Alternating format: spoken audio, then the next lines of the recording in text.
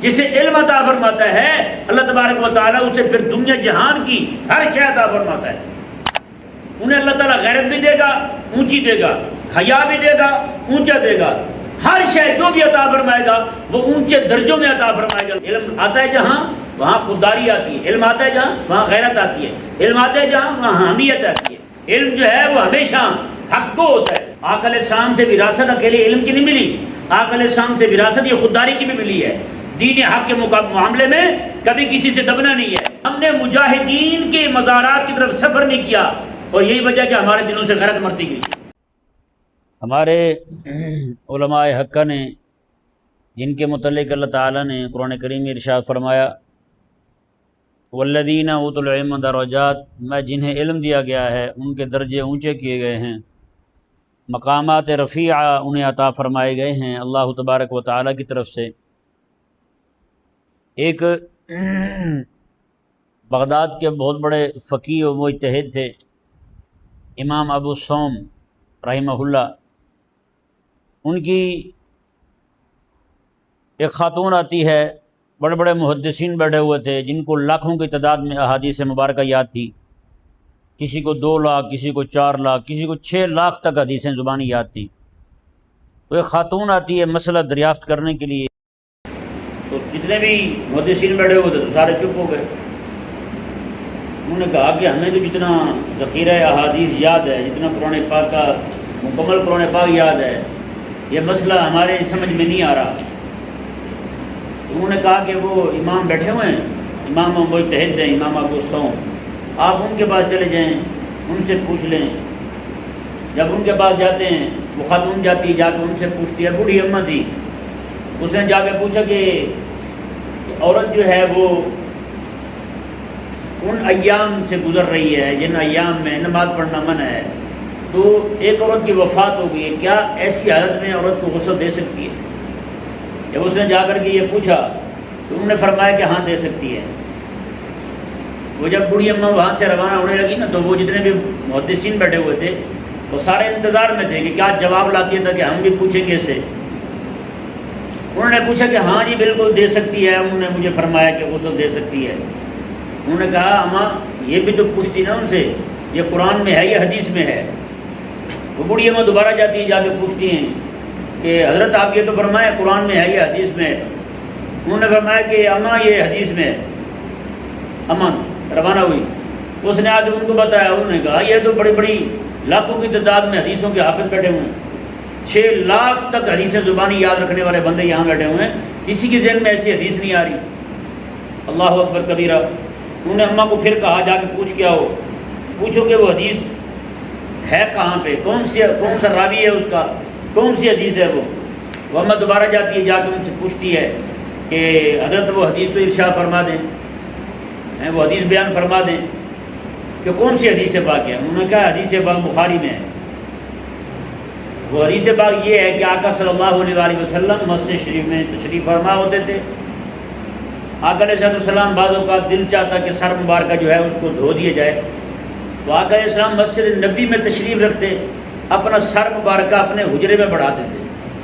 گھر چونکہ بالکل مسجد نبی شریف اور گھر ایک ہی تھا، حجرہ مبارکہ آپ کا دروازہ مسجد شریف میں کھلتا تھا، تو آقا علیہ السلام اپنا سر مبارکہ گھر کی طرف کر دیتے، خود آقا علیہ السلام مسجد شریف میں تشریف فرما ہوتے.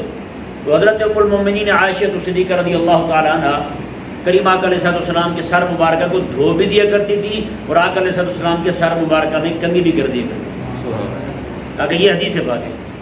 جب یہ حدیث پاک بیان کی تو ان فقیہ اور مجتہد نے فرمایا کہ دیکھو بات سنو، یہ جو عمل ہے آقا علیہ السلام کا، اور حضرت عائشہ صدیقہ رضی اللہ تعالیٰ عنہ خود بیان فرماتی ہیں کہ میں اس وقت ہی ایام میں ہوتی تھی جن ایام میں نماز پڑھنا منع ہے، تو کہتی ہے کہ ان ایام میں بھی میں آقا علیہ السلام کے سر مبارکہ کو دھو بھی دیتی تھی اور آقا علیہ السلام کے مبارک سر میں کنگھا بھی کر دیا کرتی تھی. یعنی یہ حدیث پاک جو ہے امام وہ محدث جو تھے مجتہد جو فقیہ تھے انہوں نے فرمایا کہ دیکھو یہ حدیث پاک ہے، اس حدیث پاک سے ثابت ہے کہ کریم آقا علیہ السلام کی زوج محترمہ جب امام الانبیاء علیہ السلام کے سر مبارکہ کو ان ایام میں دھو سکتی ہیں اور انہیں کنگا کر سکتی ہیں، تو ایک عام امتی عورت جو ہے اگر وہ فوت ہو جاتی ہے، اس کی فوت ہونے کی حالت میں کوئی عورت ان ایام میں غسل دے تو اس کا غسل دینا بھی جائز ہے۔ اللہ اکبر کبیرہ۔ تو یہ جب انہوں نے آ کے ان محدثین کو یہ مسئلہ بیان کیا تو وہ محدثین بھی اچھ کر اٹھے، کہا کہ جتنے بھی یہاں بیٹھے ہوئے ہیں، چاہے استاد ہوں یا شاگرد ہوں، چاہے پڑھنے والے ہوں چاہے پڑھانے والے ہوں، یہاں جتنے محدث بیٹھے ہوئے ہیں، چاہے محدث ہوں یا متحدث ہوں، یعنی پڑھنے والے ہوں یا پڑھانے والے ہوں، حدیث سننے والے ہوں یا سنانے والے ہوں، سامع ہوں یا متکلم، کسی ایک بندے کو بھی، کوئی ایک بندہ ایسا نہیں ہے جس کو یہ حدیث باقی یاد نہ ہو، کہا کہ اس مسئلے کی تہ تک پہنچا کون ہے؟ مجتہد پہنچا ہے۔ اس مسئلے کی تہ تک پہنچا کون ہے؟ فقیہ پہنچا ہے، محدث نہیں پہنچا۔ حضرت سیدنا امام اعظم ابو حنیفہ رضی اللہ تعالیٰ عنہ آپ کے ایک استاد تھے، وہ بہت بڑے محدث تھے۔ ایک دن کسی بندے نے آ کے مسئلہ پوچھا، امام اعظم ابو حنیفہ جس نے مسئلے پوچھے اس نے، امام صاحب نے وہ سارے مسائل بیان فرما دی۔ تو ان کے استاد کہنے لگے کہ بیٹا آپ نے یہ کہاں سے لیے ہیں، یہ جواب آپ نے کہاں سے سیکھا ہے؟ کہا کہ استاد جی جو حدیثیں آپ نے مجھے پڑھائی تھی نا، انہی حدیثوں میں ان کے جواب تھے۔ اللہ اکبر کبیرہ۔ اس وقت امام اعظم ابو حنیفہ رضی اللہ عنہ کے استاد نے کہا تھا، کہا کہ ہم جو ہے ہم وہ لوگ ہیں جو دوائیاں جوڑ کے رکھتے ہیں، ان کا طریقہ استعمال جو ہے وہ آپ بتاتے ہیں، وہ آپ بتاتے ہیں، یعنی حدیثیں ہمیں یاد ہیں لیکن ان سے مسائل اخذ کیسے کرنے ہیں وہ آپ بتاتے ہیں۔ اللہ اکبر کبیرہ۔ اب اندازہ لگائیں، اللہ تبارک و تعالی جسے علم عطا فرماتا ہے صرف اسے درجے نہیں عطا فرماتا آخرت کے، بلکہ نہ جسے علم عطا فرماتا ہے اللہ تبارک و تعالی اسے پھر دنیا جہان کی ہر شے عطا فرماتا ہے۔ حضرت انہیں اللہ تعالیٰ غیرت بھی دے گا، اونچی دے گا، حیا بھی دے گا، اونچا دے گا، ہر شے جو بھی عطا فرمائے گا وہ اونچے درجوں میں عطا فرمائے گا اللہ تبارک و تعالیٰ۔ امام نووی رحمہ اللہ بادشاہ وقت جو ہے اس نے آپ کو بلایا کسی معاملے میں، تو وہاں کوئی ایسا عمل دیکھا امام نووی رحمہ اللہ نے، امام شریف الدین نووی نے ایسا عمل دیکھا، آپ نے اسے ڈانٹ دیا، بادشاہ کو ڈانٹ دیا۔ بادشاہ کو جب ڈانٹا تو بادشاہ کو آپ کا یہ رویہ اچھا نہ لگا کہ دربار میں اور اتنی اونچی آواز میں اور مجھے ہی ڈانٹ دیا ہے۔ اللہ اکبر کبیرہ۔ بادشاہ نے غصے میں کہا اپنے وزیروں کو، کہا کہ اس کا عہدہ بھی ختم کر دو اور اس کی تنخواہ بھی ختم کر دو، اس کا عہدہ اور تنخواہ دونوں ختم کر دو۔ اللہ اکبر کبیرہ۔ وزیروں نے کہا کہ بادشاہ سلامت، یہ امام نووی رحمہ اللہ جو ہیں یہ نہ تو تنخواہ لیتے ہیں نہ ہی کوئی عہدہ ہے ان کے پاس، آج تک ہم نے کہا ہے کہ عہدہ لے لو، انہوں نے عہدہ نہیں لیا، انہوں نے کہا عہدے کے بھوکے اور ہوتے ہیں، یہ عالم ہے، یہ کام کرنے والا ہے، یہ ان لوگوں کی طرح نہیں ہے جو گندی طبیعت کے ہوتے ہیں، میرا سر کہیں فساد ہو جی، مجھے کہیں نہ کہیں چودھری کہا جائے جی، مجھے کہیں نہ کہیں حضرت صاحب کہا جائے، نہ نہ نہ، کہا کہ نہ ان کے پاس کوئی عہدہ ہے، نہ حکومت کا کوئی عہدہ ہے، نہ ہی ان کو تنخواہ جاتی ہے کہ جیسے امام نووی رحمہ اللہ کو کوئی نقصان ہوگا۔ اللہ اکبر کبیرہ۔ کتنی زبردست بات ہے، امام نووی رحمہ اللہ نہ آپ کے پاس عہدہ تھا اور نہ ہی آپ تنخواہ لیتے تھے۔ جو بندہ تنخواہ دار ہوتا ہے وہ تو حق بات کہہ نہیں سکتا، وہ تو زندگی ساری چوں چوں کرتا رہتا ہے، اسی میں ہی چونکہ چنانچہ میں صرف بادشاہ کو خوش کرنے میں، آقا کو خوش کرنے میں، باس کو خوش کرنے میں زندگی ساری اس کی چاپلوسی میں گزر جاتی ہے۔ جو بندہ حق وہ عالم ہوگا وہ بندہ کبھی بھی کسی کی سن سکتا نہیں ہے، وہ حق کہے گا، برملا کہے گا، منہ پہ کہے گا، چاہے سامنے حاکمی کیوں ہو، چاہے حکمرانی کیوں ہو، چاہے اس کے ہاتھ میں ننگی تلواری کیوں ہو، اس نے پھر بھی حق ہی کہنا ہے۔ وہ علامہ کفایت علی کافی رحمہ اللہ، رات کے وقت انہوں نے، انگریزوں نے آپ کے جسم پہ کٹ لگا کے اس کے اندر مرچیں ڈالی، اوپر استری پھیر دی۔ کفایت علی کافی کو کہا ہاں آپ کہنا چھوڑو گے نہیں چھوڑو گے؟ سید کفایت علی کافی رحمہ اللہ نے کہا کہ نہ نہ نہ۔ آپ نے پھر جب آپ کو لے کے جانے لگے نا وہ پھانسی گھاٹ کی طرف، آپ جب اس طرح دیوانہ وار چل رہے ہیں اور رمل کرتے ہیں، جیسے رمل کرتے ہوئے جا رہے ہیں اور رسول اللہ علیہ السلام کی نعت پڑھتے ہوئے جا رہے ہیں۔ اب کو بندہ پوچھے کہ یوں بھی کچھ جان دینے جاتا ہے؟ اللہ اکبر۔ جسے اللہ تبارک و تعالی علم عطا فرما دے اسے جرأت اور بہادری کے بھی اللہ تبارک و تعالی اونچے درجے عطا فرماتا ہے۔ ہاں اب دیکھیں، والی ملتان کے ایک حاکم گزرے ہیں، ان کا نام تھا مظفر خان رحمہ اللہ۔ وہ بہت بڑے عالم بھی تھے. رنجیت سنگھ جو تھا وہ بڑا ڈرتا تھا آپ سے. رنجیت سنگھ حضرت مظفر خان رحمہ اللہ سے ڈرتا تھا. یہ والی ملتان تھے, سمجھا ہے نا, ملتان کے حاکم تھے, تو ان سے رنجیت سنگھ ڈرتا تھا. رنجیت سنگھ کی حکومت یہاں لاہور تک قائم ہو چکی تھی, لاہور تک اس کی حکومت تھی. اب اسے ہمت نہیں پڑتی تھی کہ وہ جناب آئے اور ملتان پہ حملہ کر دیں. آپ رحمہ اللہ جو ہیں, مظفر خان رحمہ اللہ, آپ حج کے لیے گئے, حج کے لیے جاتے ہیں, وہاں سے واپس آتے ہیں تو پتہ چلتا ہے یہ 58 لوگ یہاں سے روانہ ہوئے. وہاں سے جب واپس آتے ہیں تو کیا دیکھتے ہیں کہ یہاں اس کے توپ خانے ملتان کے قریب فٹ کیے جا چکے ہیں. ملتان کے قریب توپ خانے فٹ کیے جا چکے ہیں, یعنی پورے توپ خانے لاہور سے یہاں ملتان پہنچ چکے ہیں. رنجیت سنگھ دجال کانے نے کہا کہ اگر آپ, مظفر خان کو کہا, اگر آپ صرف زبانی کہہ دیں نا کہ میں صلح کرتا ہوں, صرف زبانی کہہ دیں میں رنجیت سنگھ سے صلح کرتا ہوں, تو اس نے کہا کہ میں ابھی توپ خانے واپس لے کے چلا جاؤں گا اور ہمیشہ ہمیشہ کے لیے یہ ملتان آپ کا ہی رہے گا. یہ اس نے کہا. اللہ اکبر کبیرہ. اور ادھر پتہ کیا ہوا, حضرت مظفر خان رحمہ اللہ جو عالم بھی تھے اور حاکم بھی تھے, انہوں نے جیسے ملتان کے قریب پہنچے نا, سوئے, نیند آئی ان کو. خواب میں کیا دیکھتے ہیں, بہاؤدین زکریا ملتانی رحمہ اللہ کی قبر تھی. کریم آقا علیہ السلام بہاؤدین زکریا ملتانی کو کہہ رہے ہیں کہ تھوڑا سا اپنی ٹانگیں سکیڑ لو, یہاں مظفر خان آ رہا ہے. تھوڑا سا اپنی ٹانگیں سکیڑ لو, یہاں مظفر خان آ رہا ہے, اس کے لیے تھوڑی جگہ بناؤ. اللہ اکبر کبیرہ. اب وہ یہ بھی عجب معاملہ ہے, فوت ہونے کے بعد بہاؤدین زکریا ملتانی رحمہ اللہ کی قبر کس سے تھوڑی جگہ بنا دی, اس کی قبر نے جگہ بنا دی حضرت مظفر خان رحمہ اللہ کے لیے. جب حضرت مظفر خان رحمہ اللہ کو پیغام پہنچا کہ رنجیت سنگھ کانا یہ کہہ رہا ہے کہ آپ جو ہے ہمیں صرف زبانی کہہ دیں کہ میں صلح کرتا ہوں آپ سے, تو ہمیشہ کے لیے ملتان آپ کا ہی رہے گا.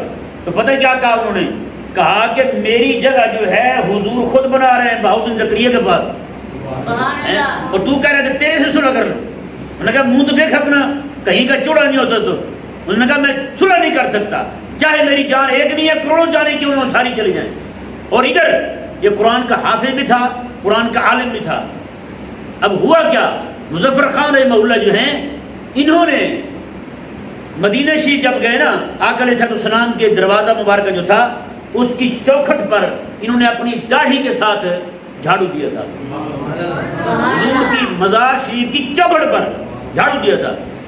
یہ عین جمعے کے وقت آ گیا, جنگ شروع ہے ملتان میں, ان کے بہت سارے ساتھی شہید ہو چکے ہیں, مظفر خان رحمہ اللہ کے بہت سارے ساتھی شہید ہو چکے ہیں. تو اس نے عین لڑائی میں ہی پیغام بھیجا. اس نے کہا کہ بس ایک بار کہہ دو, آخری باری کہہ دو, ایک بار کہہ دو کہ صلح ہے, میں چھوڑ دوں گا. ساتھ جو لوگ تھے وہ بھی تھوڑا ڈر گئے تھے کہ سارے ہی شہید ہوتے جا رہے ہیں, تو ہمارا کیا بنے گا. تو انہوں نے مشورہ دیا, اپنی طرف سے مخلصانہ مشورہ دیا ہوگا کہ حضرت تھوڑا سا بس کہہ دیں. سلطان حضرت مظفر خان رحمہ اللہ نے, والی ملتان نے پتہ کیا کہا کہ خدا کے بندو, میں اس داڑھی کے ساتھ رسول اللہ علیہ السلام کی چوکھٹ پر جھاڑو دے کے آیا ہوں.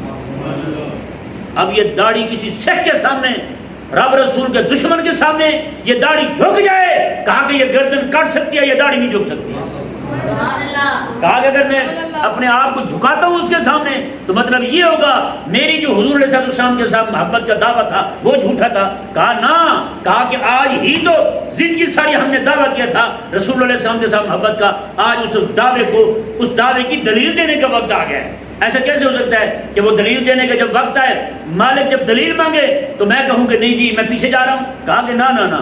اللہ اکبر. والی ملتان, قرآن کا حافظ, دین محمدی صلی اللہ علیہ وسلم کا عالم شرع جو ہے, اللہ اکبر, حضرت مظفر خان رحمہ اللہ آپ رحمۃ اللہ علیہ فرماتے ہیں کہ نا کبھی بھی صلح نہیں ہو سکتی. یہ داڑھی جو ہے جھک نہیں سکتی کسی کافر کے سامنے. یہ داڑھی جو ہے رسول اللہ علیہ السلام کی دربار مبارک کی چوکھٹ پہ جھاڑو دے کے آئی ہے. اللہ اکبر. آپ نے نہ کر دی. لڑتے لڑتے عین جمعے کا وقت تھا, مؤذن اذانیں دے رہے تھے اور حضرت مظفر خان رحمہ اللہ شہید ہو جاتے. آپ شہید ہو جاتے. بتائیں نا، اتنا بڑا اسلام کا مجاہد، کبھی ہمیں پتہ چلا ہے کہ اس کا بھی مزار ہے کہیں؟ بتائیں نا، ہمیں یہ تو پتہ ہوگا کہ فلانا پیر جو بھنگ گھڑتا رہا ہے جن کی ساری، اس کی قبر کہاں پہ ہے؟ ہمیں جائز پیروں کو پتہ ہے کہ اس کی قبر کہاں پہ ہے، اس کی قبر کہاں پہ ہے۔ ہم دور دراز کے سفر کر کے جاتے ہیں، وہ یہی وجہ ہے ہم نے مجاہدین کے مزارات کی طرف سفر نہیں کیا، اور یہی وجہ کہ ہمارے دلوں سے غیرت مرتی گئی ہے، دلوں سے غیرت مرتی گئی ہے۔ اپنے جیسے پیر ڈھونڈتے ہیں، اپنے جیسے بس وہ بھنگ گھڑنے والے پیر ڈھونڈ کے ان کی قبروں پہ جا کے ماتھے رگڑ رہے ہیں، تو غیرت کہاں ہے یہ بھائی؟ اگر جانا ہے نا ایسے بزرگوں کے مزارات پہ جائیں اور وہاں جا کے دعا مانگے رب سے، مولا اس غیرت مند مجاہد کی غیرت کا صدقہ مجھے بھی کچھ چٹکی غیرت کی دے دے۔ ہاں، پھر دیکھے نا کہ اللہ تبارک و تعالیٰ کیسے دل میں دلیری پیدا کرتا ہے۔ ایک عالم تھے بہت بڑے، انہوں نے مجھے خود سنایا، انہوں نے کہا جی میں کریم آقا علیہ السلام کے ایک صحابی تھے، بڑے جرنیل تھے، ان کے مزار پہ گیا، میں نے جا کے صرف ایک ہی بات مانگی تھی، میں نے کہا یا اللہ اس بزرگ کا صدقہ میرے دل سے ڈر ختم کر دے، میرے دل سے ڈر ختم کر دے۔ کہتے ہیں پھر اللہ تبارک و تعالیٰ نے ڈر ختم کر دیا، جتنے مرضی بڑے سے بڑا حاکم آیا، میں نے اس کے سامنے رسول علیہ السلام کا دین جو ہے وہ ڈنکے کی چوٹ پہ سنایا ہے، کبھی کسی کا ڈر میرے دل میں نہیں آیا۔ پیارے بھائیو، درجے ہے نا علم کے، علم جو ہے نا وہ صرف یہی نہیں آتا کہ علم آتا ہے جہاں وہاں خودداری آتی ہے، علم آتا ہے جہاں وہاں غیرت آتی ہے، علم آتا ہے جہاں وہاں حمیت آتی ہے۔ یہ نہیں کہ جناب علم بھی آ جائے ساتھ جو ہے وہ چاپلوسی بھی ساتھ ہو تو سمجھے کہ وہ علم نہیں ہے، علم کی ہوا نہیں لگی اس بندے کو۔ علم جو ہے وہ ہمیشہ حق کو ہوتا ہے۔ ایک جگہ بہت بڑا کوئی میاں تھا، اس کا نام لینا مناسب نہیں ہے، بہت ہی بڑا میاں تھا، اس نے جو امام رکھا ہوتا تھا، امام میاں کو دیکھ کے تکبیر پڑھاتا تھا، میاں صاحب آ گئے تکبیر پڑھ دے، میاں صاحب آ گئے تکبیر پڑھ دے، وہ اس امام کی چھٹی ہو گئی، دوسرا امام صاحب آ گئے، وہ پہلے والا ایسے امام تھا روٹی کو پھانسی دینے والا، اب جو آیا واقعی عالم تھا۔ انہوں نے کہا، انہوں نے اذان نماز کا وقت ہوا، انہوں نے کہا نماز پڑھائیں بھائی، آگے سے بندہ کہنے لگا میاں صاحب تو آ جائیں، مؤذن کہنے لگا، انہوں نے کہا نماز رب کی پڑھنی ہے یا میاں کی پڑھنی ہے؟ یہ نماز رب کی ہے، کہ پڑھو تکبیر پھر جماعت کرواتے۔ اور مزیداری والی بات یہ ہے کہ وہ جو میاں جب آ رہا تھا تو اس کے بھی کان میں آواز پڑ گئی، اس نے بھی کہا، اس نے کہا زندگی میں میں نے پہلی بار کوئی عالم دیکھا ہے، انہوں نے باقی جو بھی آیا صرف مجھے راضی کرنے آتے ہیں کہ میں راضی ہو جاؤں ان سے، بس نہ بھائی نہ۔ علم جو ہے جہاں آتا ہے، جو جنت کے درجے لے کے آ رہا ہے، جو رب رسول کے ہاں مقامات رفیعہ عالیہ لے کے آ رہا ہے، تو کیا خیال ہے وہ ساتھ غیرت اور حمیت نہیں لائے گا؟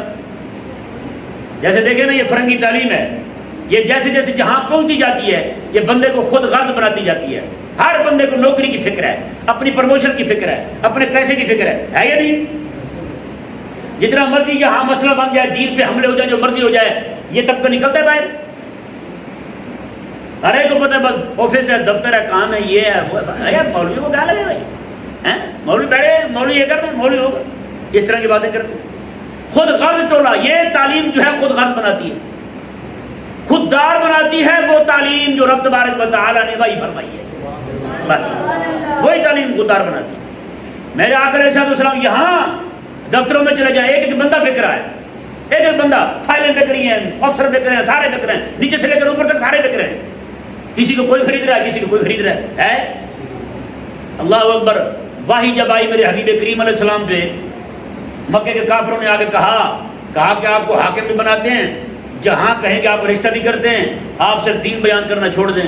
میرے کریم آقا علیہ السلام نے میں سنا بھائی تم تو بہت چھوٹی شے لائے ہو، سورج لے آؤ نیچے، میرے ایک ہاتھ پہ سورج رکھ دو، چاند بھی نیچے لے آؤ، ایک ہاتھ پہ چاند رکھ دو۔ حضور فرماتے ہیں میں پھر بھی، اور پوری دنیا کی حکومت، بتائیں سورج چاند ہی جب ہاتھ میں آ جائے پیچھے بچے گا ہی کیا بڑا ہے؟ حضور فرماتے ہیں یہ سارا کچھ مجھے دے دو نا۔ حضور فرماتے ہیں پھر بھی میں دین حق بیان کرنا۔